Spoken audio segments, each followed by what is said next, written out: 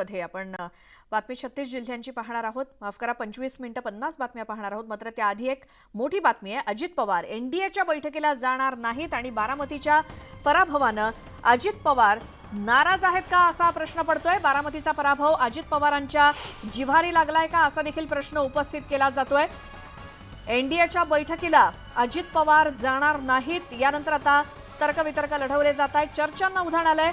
त्यामुळे बारामतीचा पराभव हा अजित पवारांच्या जिव्हारी लागलाय का आणि बारामतीतल्या पराभवामुळे अजित पवार नाराज आहेत का आणि त्यामुळेच एनडीएच्या बैठकीला नवी दिल्लीमध्ये अजित पवार जाणार नाहीत का असे अनेक प्रश्न पडतायत। अर्थात यावरून चर्चांना उधाण आलंय। मात्र आज महत्त्वाची दिल्लीमध्ये एनडीएची बैठक असताना सुद्धा अजित पवार या बैठकीला जाणार नसल्याचं कळतंय आणि त्यावरूनच हे तर्कवितर्क लढवले जात आहेत। बारामतीतला पराभव हा अजित पवारांच्या जिव्हारी लागलाय का, म्हणूनच एनडीएच्या बैठकीला अजित पवार जाणार नाहीत का, अशा देखील वेगवेगळ्या चर्चा सध्या रंगू लागल्यात। एनडीएच्या सर्व घटक पक्षांना आज बोलावण्यात आलंय दिल्लीमध्ये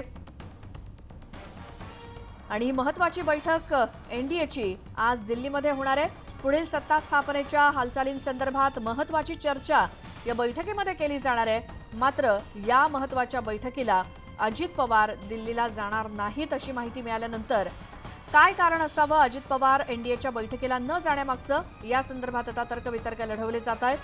तर बारामतीतला सुनेत्रा पवार यांचा पराभव हा अजित पवारांच्या जिव्हारी लागलाय का, किंवा बारामतीतल्या कालच्या निकालामुळे आणि पराभवामुळे अजित पवार नाराज आहेत का, असे तर्क लढवले जात आहेत।